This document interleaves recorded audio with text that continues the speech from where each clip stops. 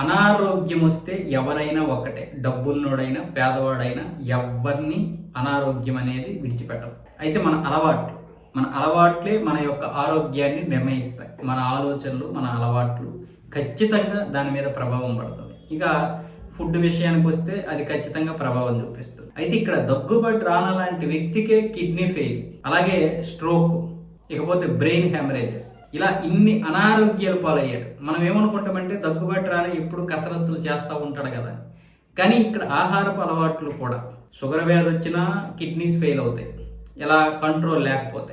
అలాగే డ్రగ్స్ వాడినా ఇక పూర్తిగా ఈ నరాల యొక్క వ్యవస్థ పాడైపోద్ది. అలాగే లోపల ఉన్నటువంటి ఆర్గాన్స్ కూడా ఒక్కొక్కటిగా ఫెయిల్ అయిపోతాయి. అలాగే ఈ జంక్ ఫుడ్ తిన్నా సరే చిన్నవి కూడా ఫెయిల్ అయిపోతాయి. కేవలం ఆర్గాన్స్ మాత్రమే కాదు, పేగులు కూడా పురుగులు పట్టేసి లేదా కుళ్ళిపోయే పరిస్థితికి వచ్చేస్తాయి జంక్ ఫుడ్ విపరీతంగా తింటే.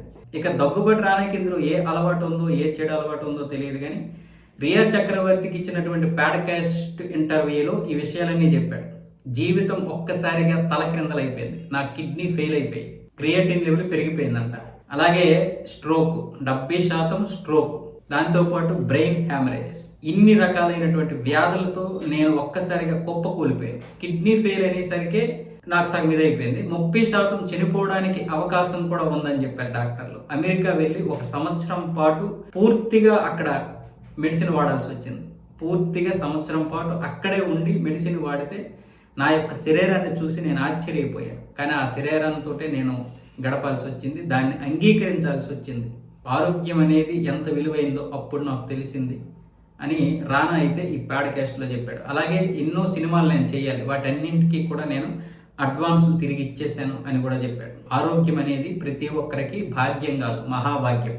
అందుకే పెద్దలు ఏమన్నారంటే ఆరోగ్యమే మహాభాగ్యము, మిగతా ఆస్తులన్నీ కూడా భాగ్యము. అంటే భాగ్యం కంటే పెద్దది ఎక్కువ ఏదంటే మహాభాగ్యం. అందుకే మహాభాగ్యం.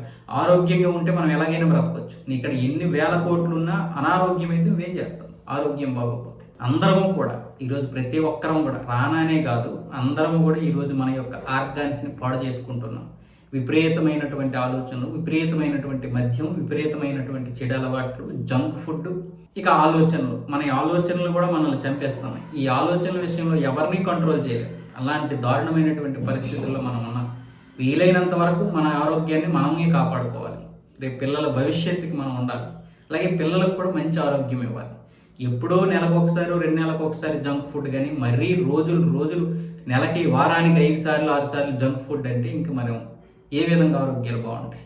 జంక్ ఫుడ్ చాలా ప్రమాదం పిల్లలకి, డ్రగ్స్ చాలా ప్రమాదం మనకి, మద్యం కూడా మనల్ని చంపేస్తుంది, విపరీతమైనటువంటి మద్యం. ఇక స్మోకింగ్, అంటే అవన్నీ పాడైపోయిన తర్వాత ఏం చేయలేం, ముందే మనం ఏదైనా సరే జాగ్రత్త చేయాలి. ఇప్పుడు ఇన్ని చెడు అలవాట్లు ఉంటాయి, అందులో దాన్ని రూపుమాపడానికి ఒక మంచిదైన అలవాటు ఉంటుందా? ఉదయం లెగ్గానే గోరువెచ్చని వాటర్ తాగాలి ఖచ్చితంగా. నిమ్మకాయ వేసుకుంటారో లేదా పక్కన పెడితే ఖచ్చితంగా గోరువెచ్చని నీరు తాగండి, మీ క్రియేటిన్ లెవెల్ ఖచ్చితంగా మంచిగా అవుతాయి. ఇక డాక్టర్లు చెప్పేటటువంటివి ఏవైతే ఉన్నాయో అవి ఖచ్చితంగా చేయాలి. కానీ మొట్టమొదటి మనం చేయాల్సింది ఏంటి? గోరువెచ్చని నీరు ఉదయం లెగ్గానే తాగాలి. ఇలా చెయ్యాలి అంటే ఉదయం లెగ్గానే అలా తాగాలంటే మనం పడుకునే ఇదేదైతే ఉందో ఆ సమయం కూడా రాత్రి కొంచెం తొందరగా పడుకోవడానికి ప్రయత్నం చేయాలి. అందరికీ కుదరకపోవచ్చు, కొంతమందికి 10 అవుద్ది, కొంతమందికి 11 అవుద్ది.